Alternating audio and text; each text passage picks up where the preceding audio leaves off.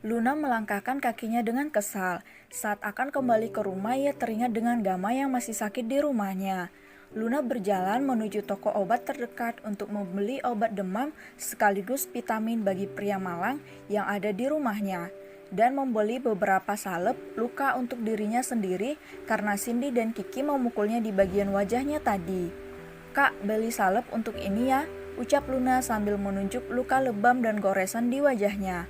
"Obat demam dan alergi makanan sekaligus vitaminnya juga, Kak, untuk orang dewasa ya," jelas Luna yang dianggukkan oleh pelayan di apotek itu. Setelah menerima obatnya, Luna pulang dengan berjalan kaki. Jarak rumahnya ke pasar memang agak jauh, namun ia sudah biasa berjalan seperti itu. Di perjalanan, Luna membeli beberapa bahan makanan berhubung stok makanan di rumahnya mulai habis. Luna membeli ikan, sayuran, bawang, tomat, dan bahan-bahan masakan lainnya yang dipilihnya secara langsung dari tempat langganannya.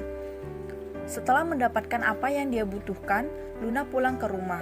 Luna melewati area pemukiman warga yang tepat berada sebelum jembatan menuju rumahnya. "Neng, kok udah pulang?" sapa seorang penjual bakso yang biasa mangkal di simpang jembatan, sebab kawasan itu cukup ramai karena ada taman kanak-kanak di dekatnya. Iya Pak, jualannya dicepatin lagi, kurang enak badan," jawab Luna sambil tersenyum ramah. "Oh gitu ya Neng, semoga cepat sembuh ya," ucap tukang bakso yang dianggukkan oleh Luna. Tanpa Luna sadari, sedari tadi Cindy dan Kiki mengikutinya dari belakang dengan mengendap-endap. "Kiki, ayo ikuti dia, aku ingin balas dendam padanya," ucap Cindy. "Set, suaramu jangan terlalu besar Sin, entar dia dengar," bisik Kiki saat melihat Luna menoleh ke belakang. Untuk mereka bersembunyi di balik pohon besar sehingga Luna tidak melihat mereka. Luna menyusuri jembatan menuju rumahnya. Setelah sampai di rumah, Luna meletakkan semua barang-barang miliknya. Apa dia masih tidur? Gumam Luna mengingat Gama yang masih berada di kamarnya. Luna perlahan masuk ke dalam kamarnya. Ia mendapati Gama tengah terlelap di atas tempat tidurnya. Dengan perlahan, Luna mendekati Gama. Ia meletakkan tangannya di kening pria itu. "Astaga, dia masih demam, bahkan alerginya belum berkurang," ujar Luna mulai panik. Ia melihat pakaian Gama yang mulai basah karena keringat pria itu. Luna beranjak keluar dengan terburu-buru. Ia mengambil baskom berisi air untuk kompres, serta handuk kering dan mengambil baju ganti untuk Gama. Pakaian Gama yang kemarin masih belum kering, sehingga Luna mengambil pakaian mendiang kakeknya, bahkan di sana masih ada dalaman yang baru dan tidak dipakai. Luna masuk ke dalam kamar dengan tergesa-gesa. Setelah meletakkan barang-barang itu, ia membangunkan Gama. "Gamaliel, bangunlah," ucap Luna sambil sedikit menggoyangkan tubuh pria itu. Gama membuka matanya, kepalanya masih pusing dan tubuhnya panas. Ia menatap lemah ke arah Luna. "Ayo, ganti pakaianmu. Ini sudah kusiapkan pakaian ganti. Pakaian dalammu juga ada, semuanya masih baru. Aku akan ke dapur sebentar," ucap Luna menyerahkan pakaian itu pada Gama.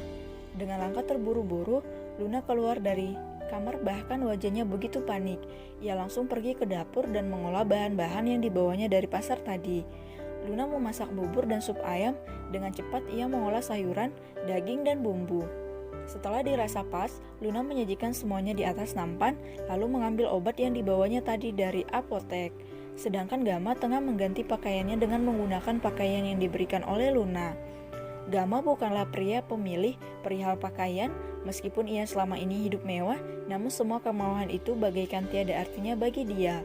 "Mungkin Tiara dan Alex akan tertawa melihatku memakai pakaian seperti ini, bahkan penampilanku begitu buruk," ucap Gama dengan nada sendu. Luna masuk ke dalam kamar dengan membawa makanan dan obat untuk Gama.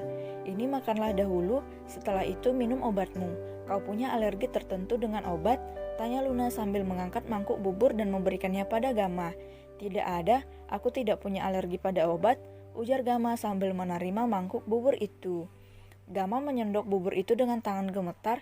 Rasanya sangat lemah, tetapi ia gengsi meminta bantuan gadis itu. Luna duduk di samping Gama dengan posisi saling berhadapan.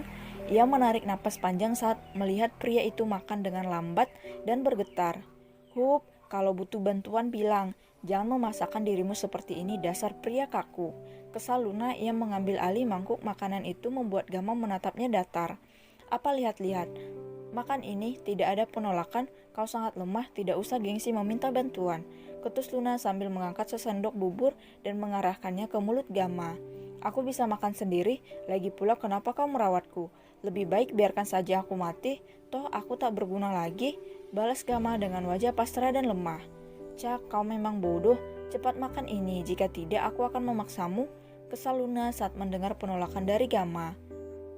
Dengan pasrah, Gama membuka mulutnya dan memakan bubur dari suapan Luna. Kau begini juga karena aku, jika tidak kau sudah pulang dari tadi. Maafkan aku tidak berhati-hati kemarin, seharusnya aku menanyakan apa kau alergi atau tidak, ucap Luna menyesal. Ia masih fokus dengan sendok di tangannya. Bukan salahmu, memang tubuhku yang lemah, aku memang tidak berguna, lirih Gama. Luna menatap pria itu. Dengan inisiatif sendiri ia meletakkan mangkuk itu lalu menggenggam kedua tangan pria itu. Hei, lihat aku. Kita mungkin baru bertemu, tapi aku ingin bilang bahwa hidupmu terlalu berharga untuk disia-siakan. Jangan menyesali apa yang terjadi dalam hidupmu. Kau masih punya kesempatan untuk sembuh, maka bangkitlah dan jadilah kuat, ucap Luna sambil menatap kedua manik mata pria itu. Jangan menyerah. Jika kau menyerah, maka orang-orang itu akan menertawakan dirimu. Mereka akan merasa menang atas hidupmu karena melihat dirimu terpuruk seperti keinginan mereka. Jelas Luna lagi. Tapi aku lumpuh, aku bahkan tak bisa bergerak. Aku tidak berguna, ucap Gama. Pria itu begitu lemah, baik tubuh maupun hatinya. Hei, bagaimana denganku? Kakiku buntung, bahkan tidak bisa dikembalikan lagi. Aku hanya bisa memakai kaki palsu yang bahkan rasanya sangat sakit dan kakiku terasa nyeri setiap malam. Apa aku harus menyerah dan mengakhiri hidupku? Tentu tidak, karena aku masih punya mimpi yang ingin ku gapai, jelas Luna. Tampak raut kesedihan di wajah gadis itu ketika menceritakan kakinya. Gama menatap wajah Luna, ia melihat lebam di pipi gadis itu dan beberapa goresan luka. Bagaimana mungkin gadis ini begitu perhatian pada dirinya sementara dia sendiri punya luka yang harus diobati. Bantu aku. Aku ingin pulih seperti sedia kala, ucap Gama. Luna tersenyum mendengar jawaban pria itu. Ia melepaskan genggaman tangannya lalu mengambil mangkuk buburnya. Baik, aku bisa membantumu.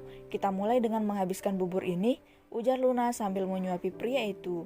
Saat Luna tengah asik menyuapi Gama, ternyata di sisi lain rumah itu, Cindy dan Kiki mencuri dengar percakapan mereka melalui jendela kamar Luna. Dia membawa seorang pria ke rumahnya. Wah, ini akan jadi berita heboh di desa. Kita bisa memanfaatkan hal ini agar si Luna tidak lagi mendekati Andre, ujar Cindy dengan senyuman liciknya.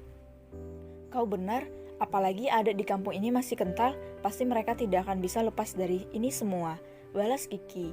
Mereka berdua pergi dari tempat itu menuju kantor kepala desa dan memanggil warga setempat untuk mendatangi rumah Luna.